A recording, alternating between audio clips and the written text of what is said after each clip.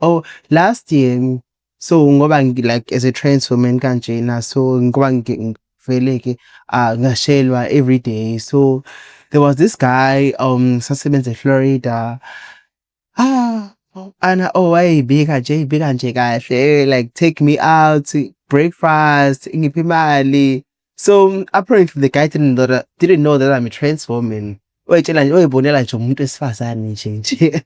So, okay, like uza kahle nami ngiyayijabulela lento ayenzayo and akanginikezi ithuba lokuthi ngimtshele ukuthi ngi-transgender because hayibo and kwaze wafika isikhathi sokuthi phela abantu besilisa-ke basile kwaze wafika isikhathi sokuthi athi ngimvakashele kwakhe and I'm like mina yabo ngilokhu nje ngiyahesitata no ngiphisi hayibo semhlanga sewenzani umhlanga manje yabona ukuthi hayi yahanjwa la athi no way athi I book us a good hotel. I want us to feel comfortable together. Ishi lusho uvalo kiki so wenzenjani kiki. Hey, sengiyacabanga ke manje ukuthi ngizofika ngenzeni mina ehotela because very obviously this guy wants a sex now and ngizokwenza njani ngavele ngayifisa ngayo same time ukuthi uNkulunkulu ngicela egceke ngisuso endeke umngane wami-ke I shared my live locations to abangani bami uCyril and uLexi and I'm like hey bafethu ngisenkingeni zochaza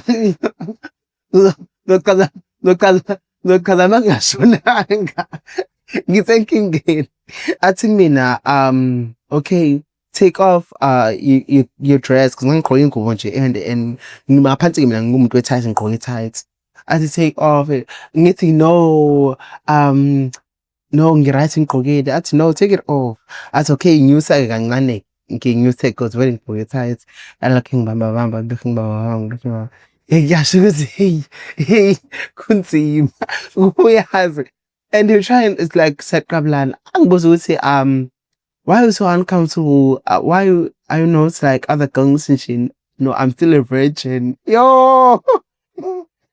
I think mina, okay, fine. We'll do it another way. Get you. Which other way? At anal sex.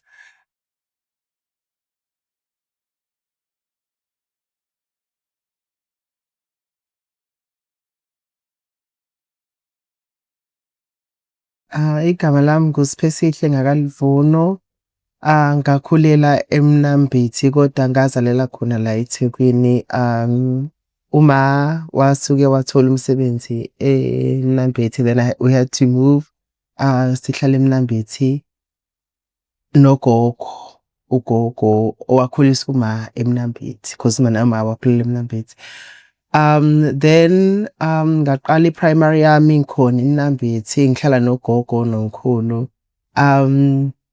Ugogo wayengibona ukuthi okay because ngangithanda uma we used to buy imoto and everything abathi ngilona odoli laba abanye and mina I want udoli I want unodoli and everything okay and ugogo wayebona ukuthi no I'm a different child and everything thatha ingubo zosisi bami ngigqoke and everything yeah so kwahamba while ngihlala naye ugogo and umana had to move and athole indawo yakhe naye like ukuthi ayimele but then at the same time sihlala nogogo. So gogo there was this I remember there was this time angithengele okay sihambe angithengele udoli nami and that is whereby engajabula khona so excited to have udoli. Yeah then impilo yami is not that ayikho that much kodwa ngasuka lapho I think I was doing grade because ngahlala unogogo doing grade R1 2 then I had to move to back ngiyohlala noma because yeah ngifuna grade 2 I had to move ngiyohlala nomana and that is whereby ngaqala khona ke sengihlala eStedville abawazi uMnambithi sengihlala eStedville did my ngafunda grade 3 ngabuyela back to ema-farm futhi nogogo u-grade 4 cause ugogo wayengithanda athi ucela ukungithatha again. Had to move ngihlala nogogo ka-grade 4, then move back no-ma cause babe ney'nkinga bobabili engahlangene nazo about mina. So umana wangithatha-ke ngahlala naye-ke since lapho-ke sengihlala e-Stateville, engasho khona ukuthi ila ngabona khona impilo yami nanokuzazi ukuthi ngihlukile kwezinye iy'ngane cause iy'ngane like zasengibuza, hayi bo umfana noma uyintombazane and like why ukhulumisa okwentombazane, why you acting like okwentombazane and everything. And ngingazi nami and sometimes ngizophatheka kabuhlungu ukuthi why bengibuza ukuthi why ngikhulumisa okwentombazane, why ngithi yonke leyo nto leyo engangiphathi kahle up until ngiqala ngizwana ungafika e-primary grade 5 ngaqala ngazwana nomuntu ofana nami like umngani uSanele. And this noSanele, luckily we safunda like on the same class grade 5. Like we are so different. We'd have suits, faggy inkophe amaphepha and everything amazivo eklasini, and it is vilakazi bezosithatha ashaye and everything. So nje athi kanjena why senza njena, why si-acta ngendlela esi-acta ngayo, we must walk like abafana, do everything as abafana and anything. That time, Uma like was my biggest inspiration fashion wise, like indlela ukuyiphatha as umuntu esifazane and everything, indlela agqoka ngayo, ama-high heels, and nami nje on inside ngisho ukuthi one day I want to be like indlela lena, I want to be like umuntu esifazane okanjena and everything, but keeping inside mina ngaphakathi at that time because ubani engangizokhuluma ngangizoshaya kuthiwa why wena why ufuna lokhu ngumfana nje wena and everything. So kwaqala lapho-ke ngaqala-ke expressing myself, senginomngane angithi ofana nami, expressing myself njena ughost ekhaya ahlale ngamahila angibabe angishaye and everything. So wathi sengiqala-ke like kwakhona lolu hlelo kuthiwa i-Generation uwandile a trans woman uwandile. So ila ngabona khona ukuthi no, cause sonke lesi sikhathi ngangitshela ukuthi I'm a gay person, like ngumuntu o-gay because ngangingajwayeli indaba zama-transgender and everything. Mina nje ngaphakathi nje ngazi ukuthi nje ngiyi-gay. So cause that time indaba nje futhi isemafamu isemnambithi, I'm not used to internet and everything. So ngangitshela nje ukuthi nje mina ngaphakathi ngiyi-gay. Kuba kuqala lolu hlelo lolu kuwe khona isikhathi lapha i-Generation uwandile as a trans woman. I think I was doing grade 7 as a trans woman, a cross-dresser and everything. And that is whereby engayibona khona ukuthi no, I'm not a gay person. Mina, I'm a trans woman. I want to be a woman. I am a woman. Ngaphakathi mina ngumuntu esifazane. Kodwa lokho ngangeke ngize ngikhulume due to environment engangikuyona, nanokuthi mangathiwa representing myself as umuntu wesilisa ngithi ngumuntu esifazane ngangizocwaseka kuthiwa yibona umuntu wesilisa indaba uthi umuntu esifazane because umuntu wesilisa and everything. So ngaqala-ke ngaya e-high school-ke this whereby nakhona nje angithi makuthiwa you are gay, like wonke umuntu uyakuthanda amantombazane.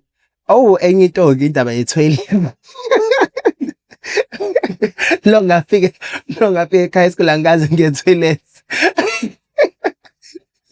Lo ngafika e-high school I've never angikaze ngaya e-toilet, angikaze. I think ngake ngaya kanye nakhona due to ilona amakusama period. Yeah, I think ngaya kanye nakhona I was so uncomfortable because khona abafana labajwa uvamise uba lapha ngama-toilet and they'll open the doors sifuna ukubona ukuthi unani and everything. So yeah, ilapho-ke ngagcina khona ukuthi no, angiphinde ngiye toilet and everything. Makukhona nje la kuthiwa khona, kusala amantombazane kusala amantombazane assembly. And Siphe sala. There was like, and ngizoshaya amahloni ukuthi hawu, yabo, Siphe uyahamba nawe sala. So ngingazi ukuthi ngisale. Mangisala, I'm not like I'm not into menstruation because bazonikeza ama-pads and everything.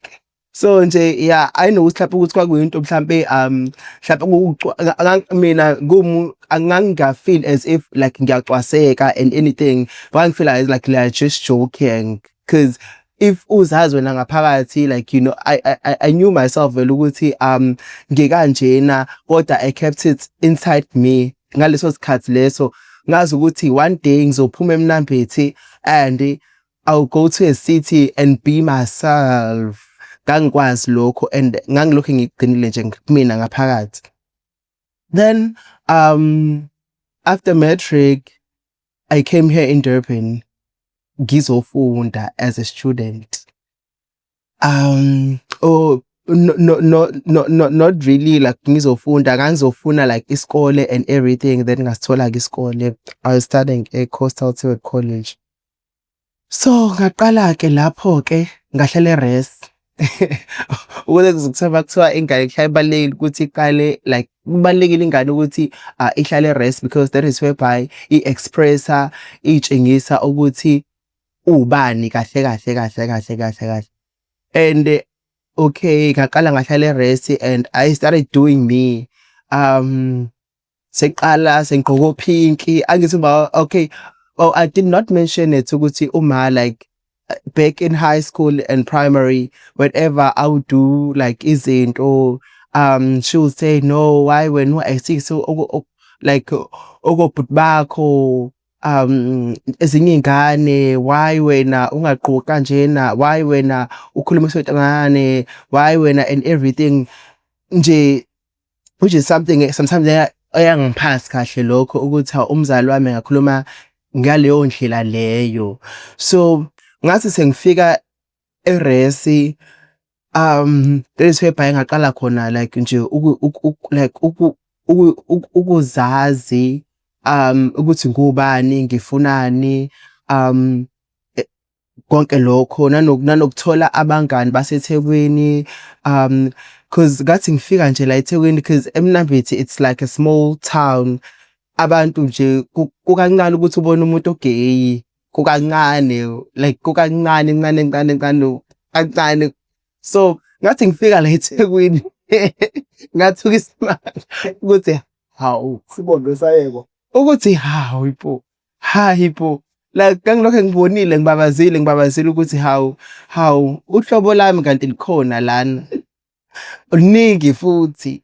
And ngaqala ke ngahlala, ngoba ngisho ukuthi ngahlala rest, ngaqala ke simangitheka, ngaqala ngadaya ikhanda, ngadaya ngoblonde, and I took pictures and my mother was like, wenzeni ikhanda?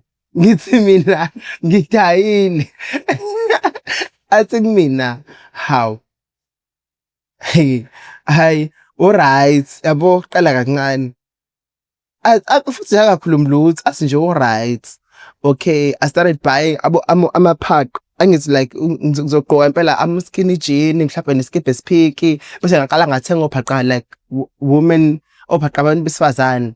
Qala ngathenga bona-ke, because I remember uma ngithi behlala eMnambithi, mina ngihlala la eThekwini, and like umndeni wakhe ula eMnambithi vele, mind you ngaleso sikhathi leso ngangisavashela umamncane lo bengihlala naye, mamncane. So umamncane wayengi-understand ngayo yonke indlela nje, wayenginankinga nami, wayengibona ukuthi ngumuntu onjani, and wayengakaze angibuze lutho ukuthi why wena and everything. So there was this time kukhona like i-birthday celebration ingane yamalungu ngani sisekhaya, ngigqoka obhaqa bamantombazane and skinny jean, and okay, athi uma hayibo, manje lento eyifake enyaweni yini manje? Ngithi athi mamncane yini, ayekela ingane.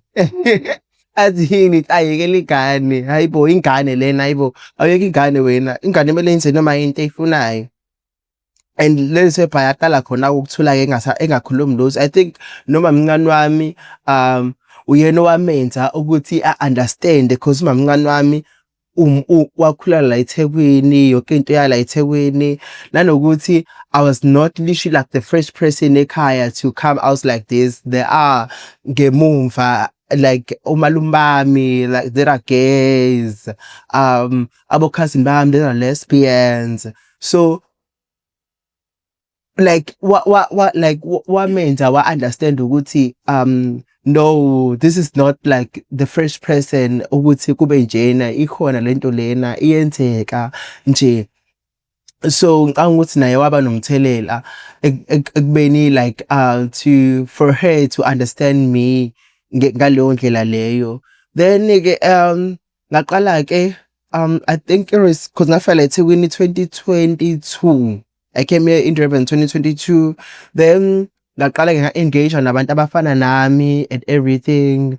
Wathi 2023 that is whereby engase sengibona khona ukuthi no, if okay 2022 that is whereby la ngifika la eThekwini wona lo nyaka lo engabuka khona ukuthi there are people who are trans women, like there are people who are speaking loudly, walking loudly and everything, who are trans women. And that is whereby ngaqala khona like to find information about like, oh, okay, fine. Yes, I'm a trans woman, kodwa I have to look exactly like a woman, like ngibe umuntu wesifazane. Ikuphi la ikuphi engakwenza for me to be ngaleyo ndlela leyo and everything. Then ke ngaqala ke like talking to people on Facebook, like nje, hi Chomi and everything. Then like getting more information. Then I found out that there is a clinic that giving away hormones for free. Ngawo 2022, like nami ngilokhu like hesitate nje, not going there. Once in 2023 the rest whereby engaqala khona ke like cause kwakukhona ama groups that ama groups whereby like we encourage each other, sikhulume ngokuthi imindeni yethu ukuthi imindeni yakho wenza kanjani ukuze ukwamkele, but like improvement or engagement or whatsoever but then nje lawo ma groups lawo sasiba nawo.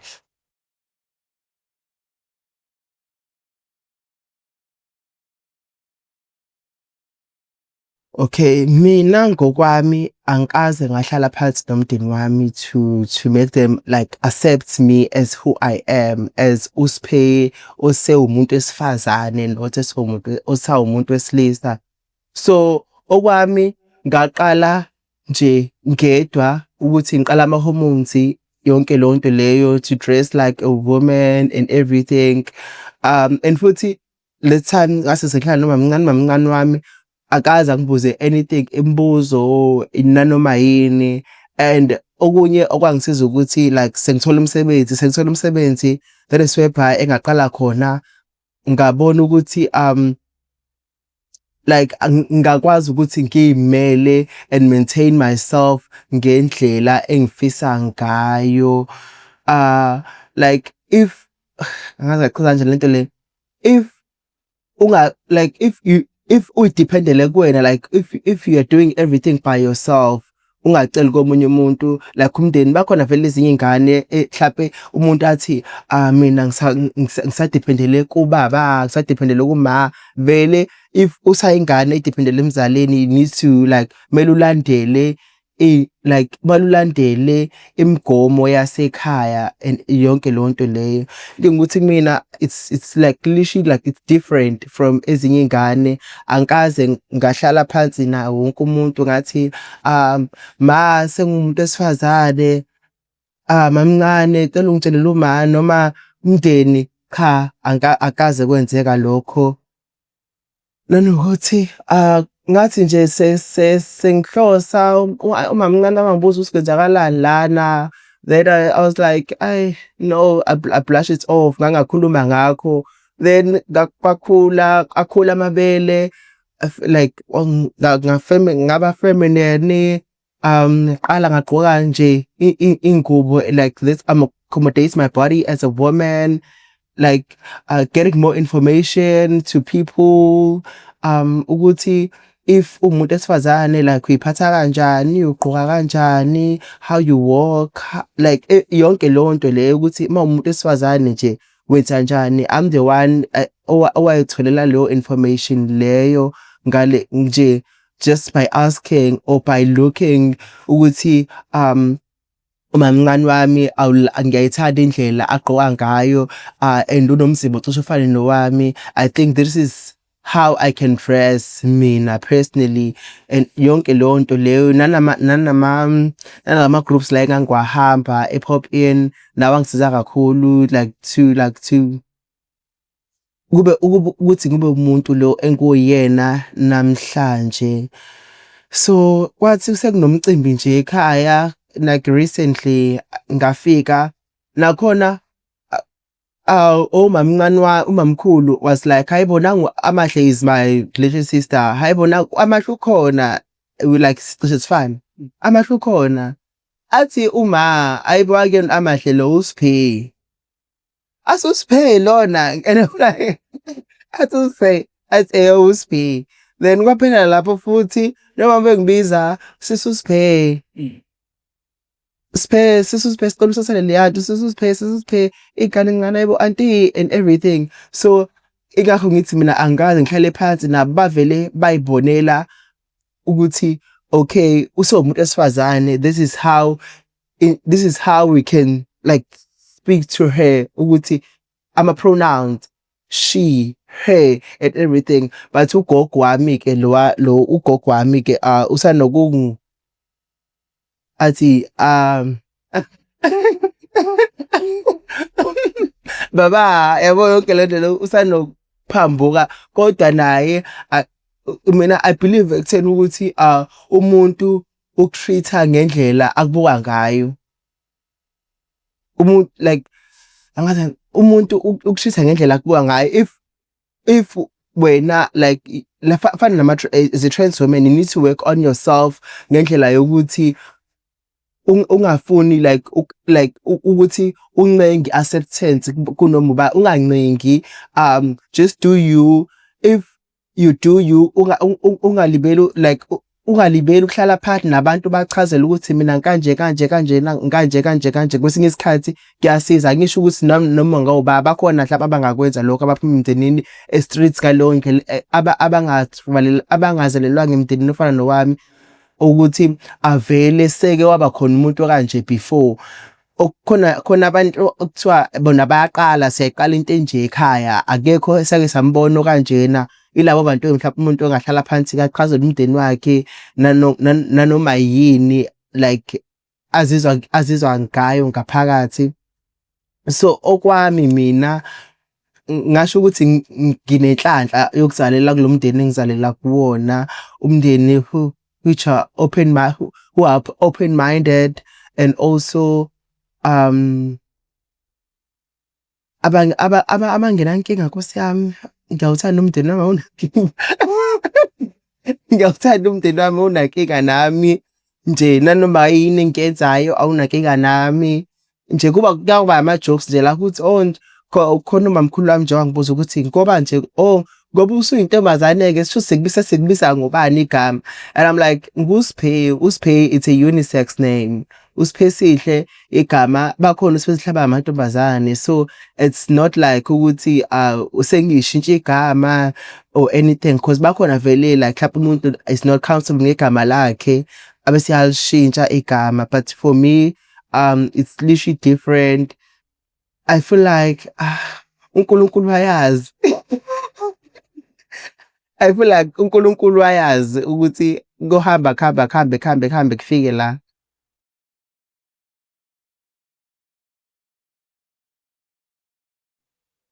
Umuntu ogay A gay person umuntu osuke ethanda umuntu njengesibonelo njengomuntu wesilisa, umuntu wesilisa osuke ethanda omunye umuntu wesilisa ngama-feelings usuke u-connected ngaye nje ngama-feelings umuntu wesilisa uthanda omunye umuntu wesilisa. Kanti for a trans woman umuntu osuke ushintsha i-gender. A gay person umuntu osuke e-gay kodwa who remains gay othanda abanye abantu besilisa. Kodwa a trans woman, it's a person who was born njengami. I was born as a man, kodwa I transitioned myself to be a woman. It's different lana i-gender ne-sexuality. I-sexuality, it's a gay person because you are sexually attracted to lowo muntu loyo. And for a trans woman, usuke ushintsha ubulili. Umuntu osuke eshintsha ubulili from umuntu from umuntu wesilisa to umuntu wesifazane, sometimes umuntu wesifazane to umuntu wesilisa. That is whereby it different elapho.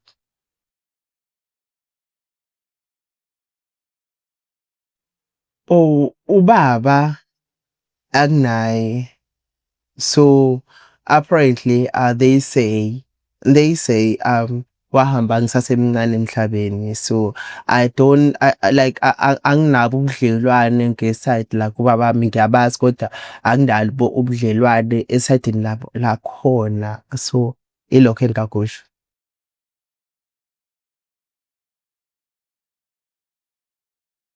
Okay, u-L it's lesbian. Umuntu wesifazane osuke ethanda omunye umuntu wesifazane sexually. Bese kuthi u-G, it's a gay person. It's kusuke umuntu wesilisa osuke ethanda omunye umuntu wesilisa sexually. Bese kuthi u-bisexual, u-B. U-B wona it's a bisexual person usuke uthanda kokubili. So umuntu wesilisa mhlambe uthanda omunye umuntu wesilisa aphinde futhi athanda omunye umuntu wesifazane. Uma kuwumuntu wesifazane usuke ethanda umuntu wesilisa aphinde futhi athanda umuntu wesifazane. Bese kuthi i-transgender person umuntu ofana nami usuke khona uguqula ubulili. Like mawuthi wazala umuntu wesifazane uyashintsha ube umuntu wesilisa. Mawuthi wazala umuntu wesilisa usuke uguquka ube umuntu wesifazane. Bese kuthi u-Q, it's queer. U-queer wona I don't know much about it, nabo plus and everything. So it's like that.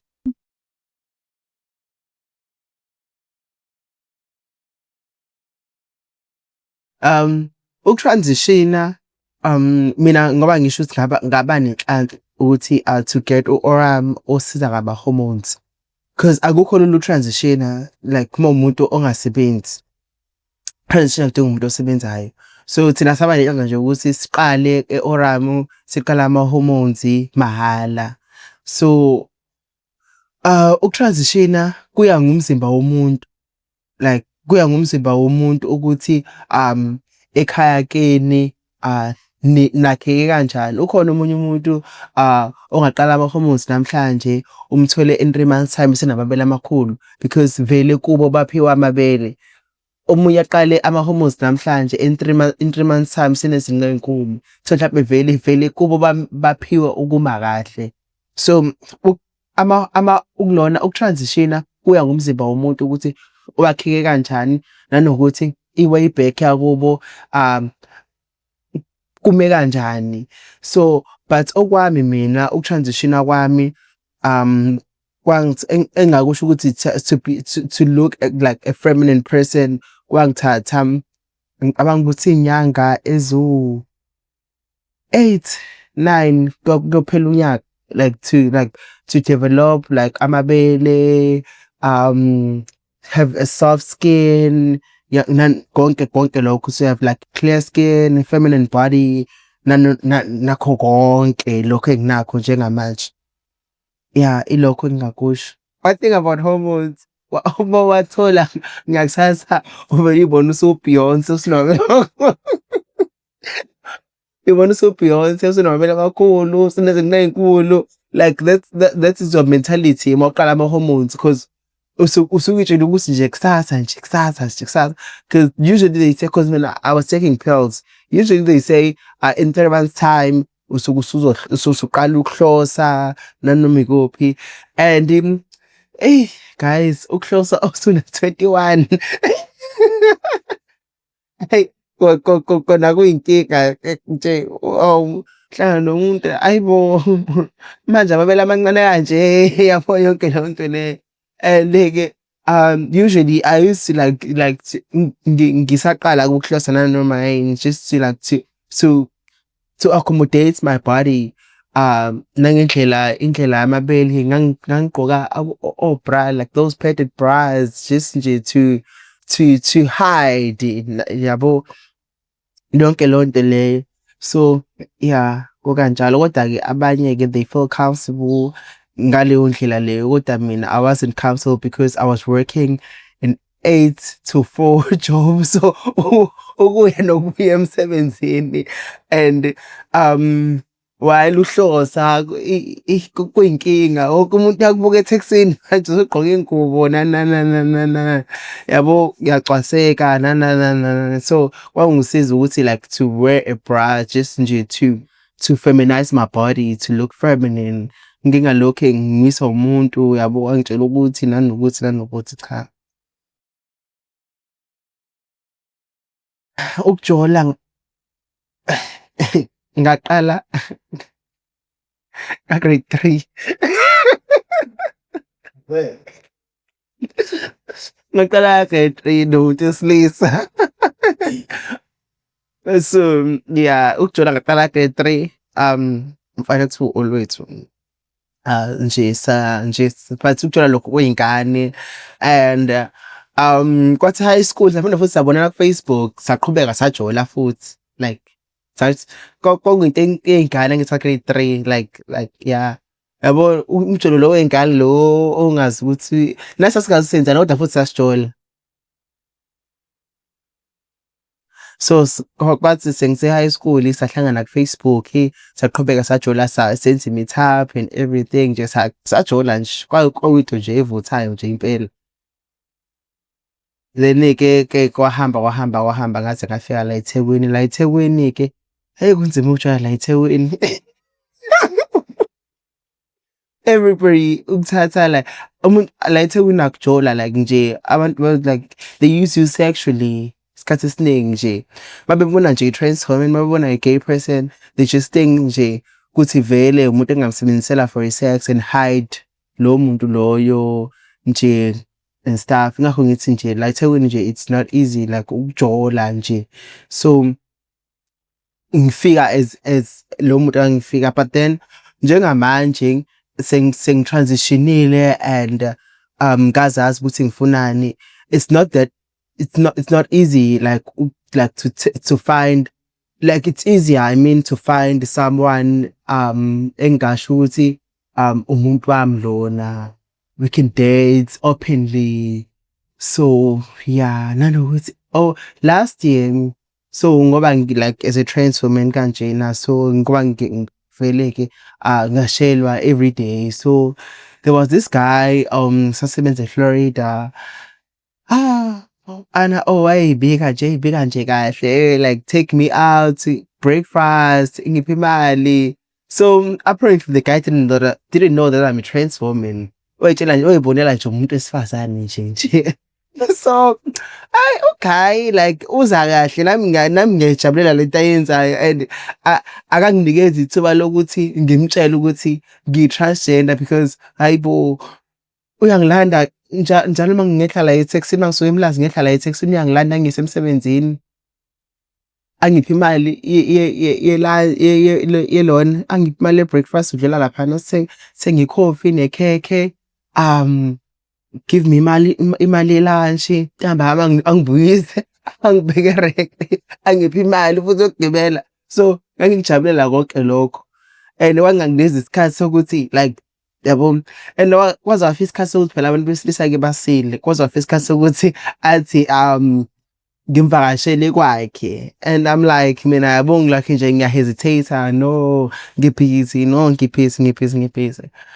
Ayi kwaba khona la usuku athi khona ngizokulanda emsebenzini because very usually when ngilanda emsebenzini athi I'll pick you up mawuqeda ukusebenza, then I want us to go and eat no, afternoon, I think dinner. Yeah, I want us to go and eat nje food nje explore because we've never together. Ayi nami ngivumi.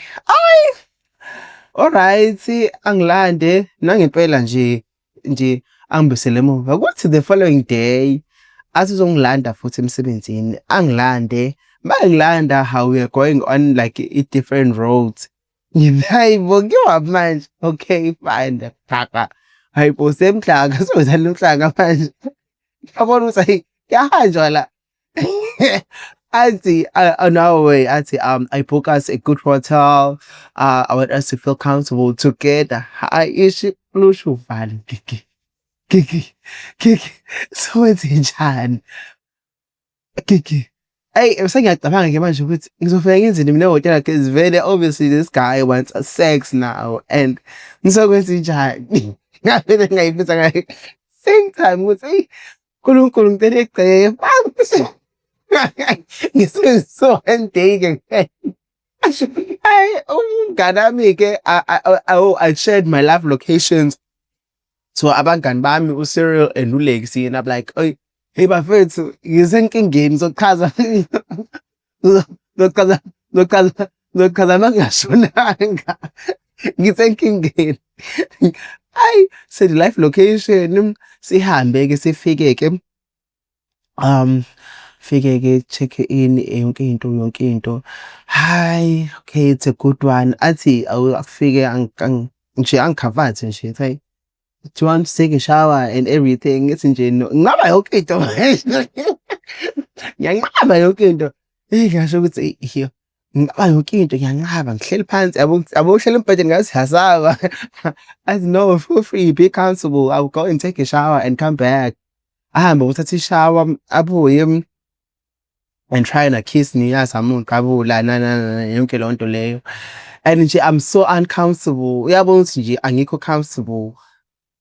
Athi mina, why are you like this? Why are you so uncomfortable? Do you need something to drink or anything? Ngithi nje no, ngabe yonke into ke manje.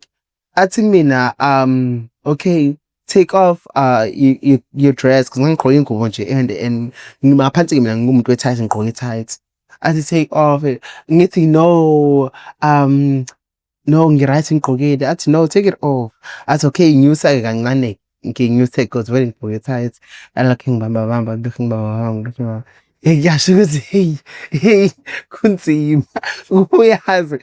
And you're trying, it's like seqablana. Angibuza ukuthi why are you so uncomfortable? Why are you not like other girls and shit? No, I'm still a virgin. Yo.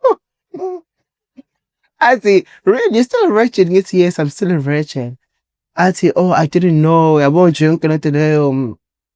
At how old are you can think? And ngisho young kid. Auntie mina, okay, fine. We'll do it another way. Get you. Which other way? At anal sex.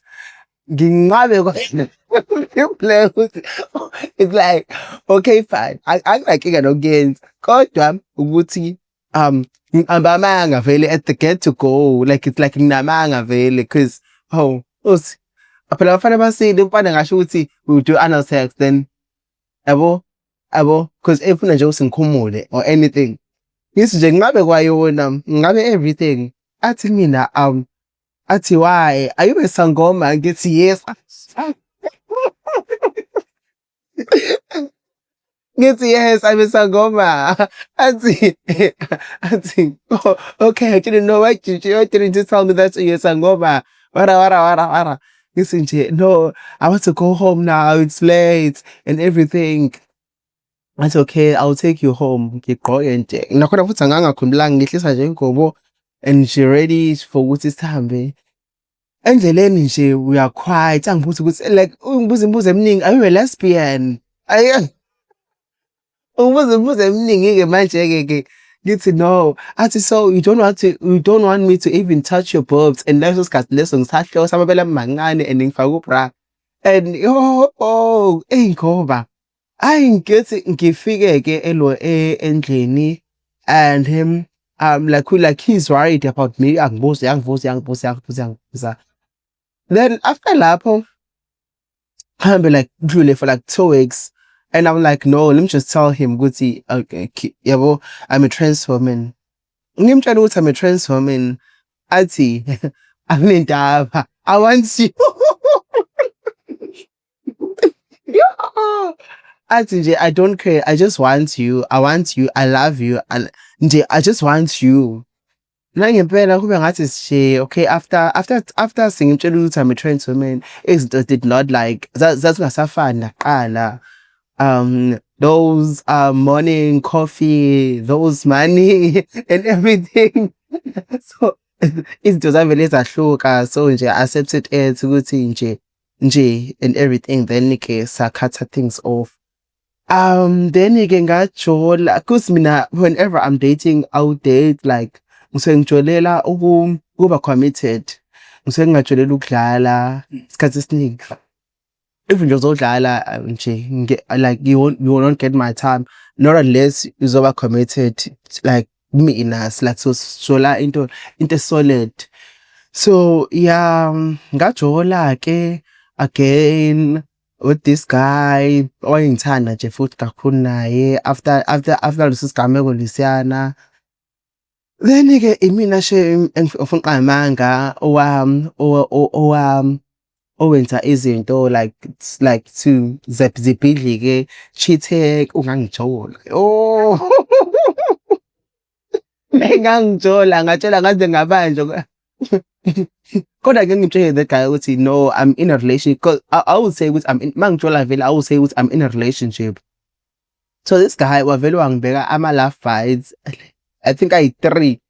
And mina I would visit my man ngaso sonke isikhathi, like I would visit him like 4 times a week. Ngihlale nje naye nje ngivukele emsebenzini yonke into.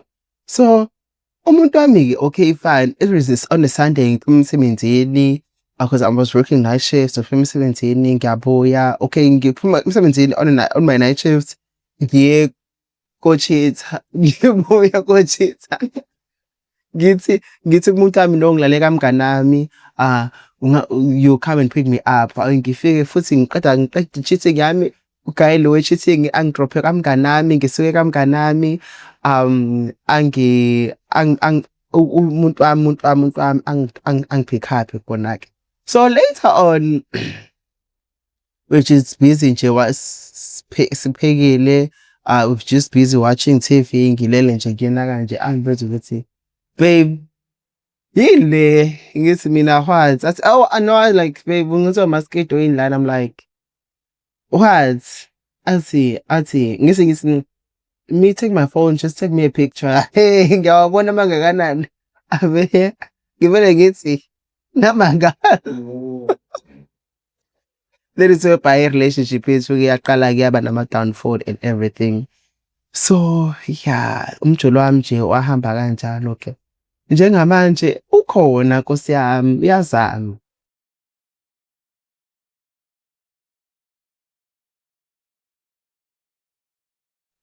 Ama relationship.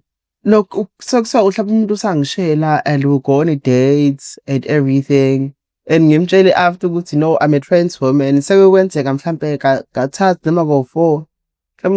Okay fine, umuntu mangishela angishele then because ngoba ngisho ukuthi mangijola ngisuke ngajoleli just nje to be like ukuthi nje siyajola. I want to be committed. And so ngimbona i-mentality yomuntu ukuthi injani, ngifunda ingqondo yakhe nanokuthi umuntu onjani. Lo muntu ngakwazi ukuthi ngimtshele ukuthi I'm a trans woman, engakwazi ukumelana nakho lokho just by texting him, by talking to him, by nje yonke lonto leyo. So ngifuna ukwazi lokho. So me personally, if it's we talking stage and ngiyabona ukuthi like i-mindset yakho it's very low, angiqhubeke ngikhulume ubona ngokuthi nje ngikuzibe lokhu bese usayi mama uzuyeka. Kodwa mangibona ukuthi we can go like somewhere like ngiyabona ukuthi okay fine sikhona la singaya khona. Ngiyakunikeza ithuba sikhulume if you want to take me out on a date sihambe seku-date sikhulume sibonane and everything then-ke bese ngiyakutshela ukuthi no I'm a trans woman.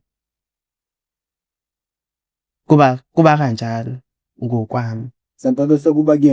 Bese kuba kuyena umuntu uthi uyamkela in a relationship or move away. Kodwa-ke since ngaqala nkosami akakho umuntu wake wangishaya.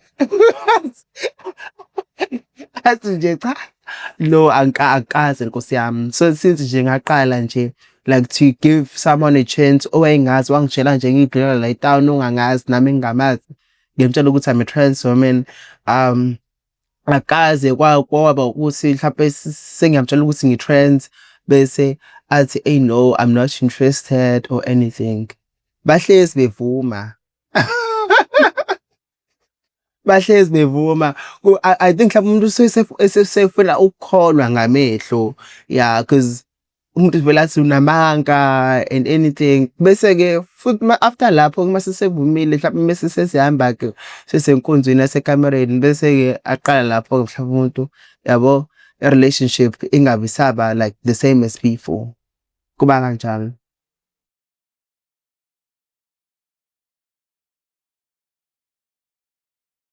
Engingakusho ukuthi ningakwenzi bafethu ningakwenzi because yeah it's not safe nanokuthi imali is not everything like ngempilo yakho noma ngathi umfana uyabheja kubheja kangakanani kodwa make a way to tell that person ukuthi mina ngikanje. Because if umuntu ese-investile kakhulu usuke sebona ngazathi into is going somewhere. Umuntu nje like investe ngayo yonke into and everything bese-ke wena usuzomtshela after ese-investile ukuthi how wena ukanjena and which is something angahambiselani nayo yena ongenzeka ukuthi can do like intombi ngobusho. So nje ngingagqugquzela ukuthi noma ngathiwani noma ngathiwa umuntu uza namalini noma ngathi umuntu wenzani kodwa nje just make a way ukuthi angaza investe kakhulu ungakamtsheli ukuthi wena uhlobo lomuntu. So as a person who's working with environment a club engagqugquzela engakusho ukuthi if umuntu is offering drinks and engasho ukuthi ufunani after as a woman umuntu as a man mawuzophuzisa umuntu uthi angizokuthengela i-ice repairs ewu-12 kodwa ngizohamba nawe siyolala. Yabo lo muntu ushilo ukuthi kuzokwenzakalani so hamba siyolala kodwa mawuzofika to a woman uthi can I buy you i-12 ice repairs. It's like you are offering offerisha kodwa awusho ukuthi uzogainani egcineni. You understand? So kuba ubudide kwabantu besilisa nge-mentality yabo and that ukuthi okay ngiyakuthengela i-12 kodwa nomuntu esifazane usuye wrong on that one ukuthi ngiyakuthengela i-12 sengihamba nawe futhi nawe usuhamba naye akakuthengela i-12 nihlale on your separate ways ahlalele nawe uhlalele ukuthengelile it's fine ngiyabonga sekuphele kanjalo. So ukuthi mthathe futhi mthathane nawe usumnikeza into yokuthi vele kuzokwenzeka. So if you are a woman ozithandayo will just accept the gift and go separate ways. Ilokho engakusho mina. I don't know anything much about that. Cause mina ngiyenzanjalo Nkosi yami I would never drink imali yasibanibani and run away, run Simba run. No, siyavumelana nje ukuthi umuntu athi ngizohamba nawe ngithi cha.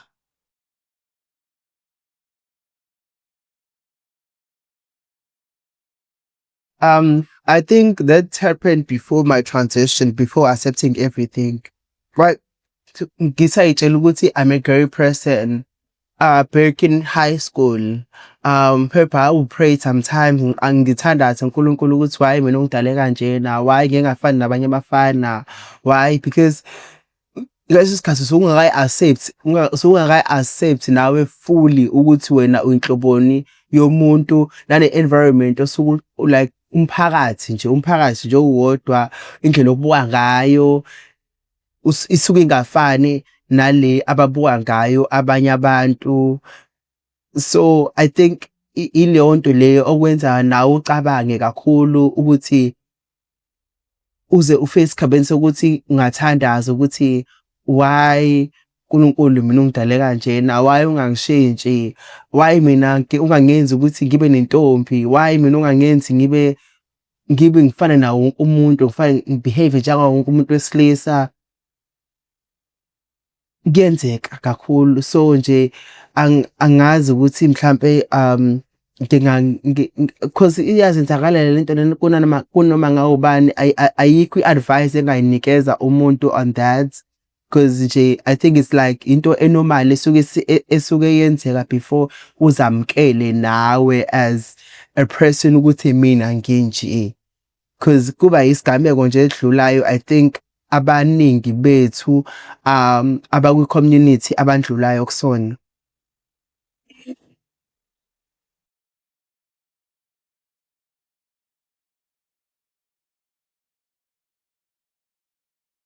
Since it's been since ngahamba mina bithi ngahamba ukuhamba, I've never gone back.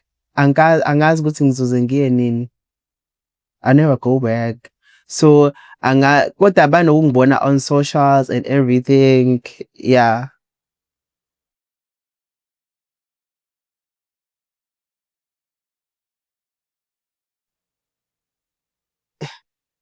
Okay.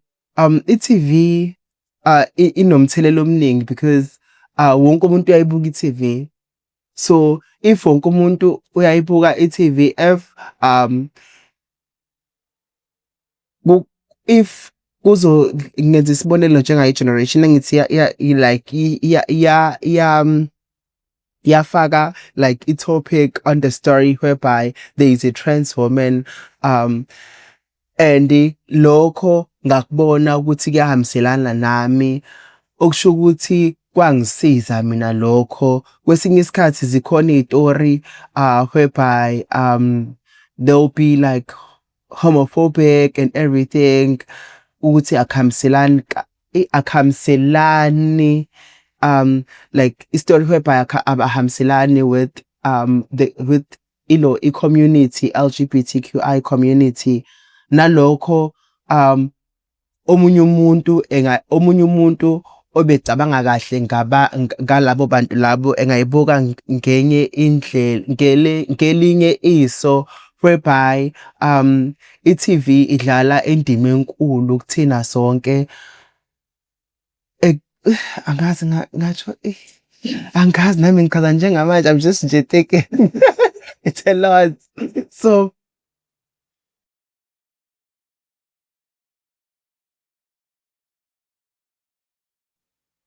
it's educating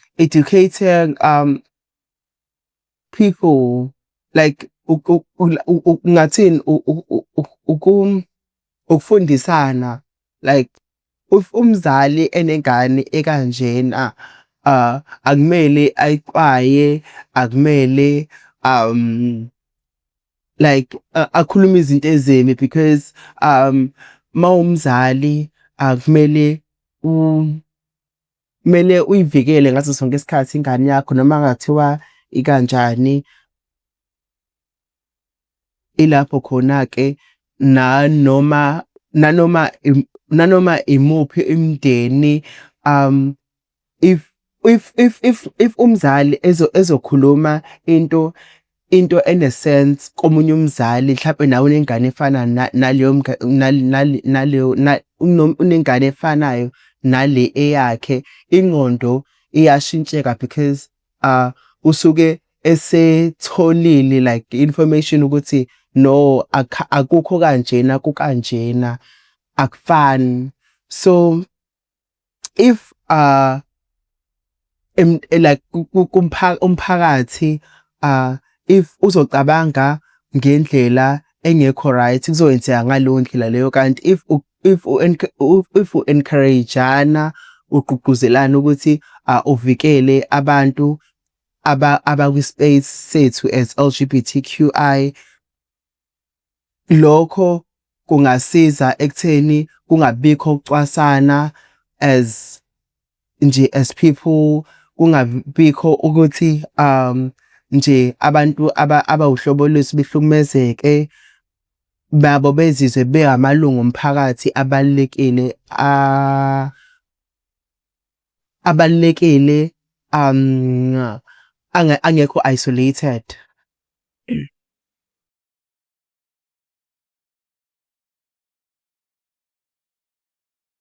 Ngasho ukuthi benza into enhle kakhulu because uvo lwami lizokwazi ukuthi sisize omunye umuntu, nanovo lomunye umuntu ozofika emva kwami lizokwazi ukuthi lisize omunye umuntu, nanokuthi lizokwazi ukusiza umzali, ngenze isibonelo, obengafuni like uku-accept-a ukuthi ingane yakhe ikanjani. Umphakathi nawo uzokwazi ukusizakala ekutheni ukwazi ukuthi ubuke ukuthi bakhona abantu abama-transgender, bakhona abantu abaguqulayo ubulili babo, abenza into abafila ngayo ngaphakathi kubona. So I feel like izosiza kakhulu nje emphakathini, nanoma ngawubani ozobukela ukhona azokufunda, kukhona azokwazi. Nkosi yami.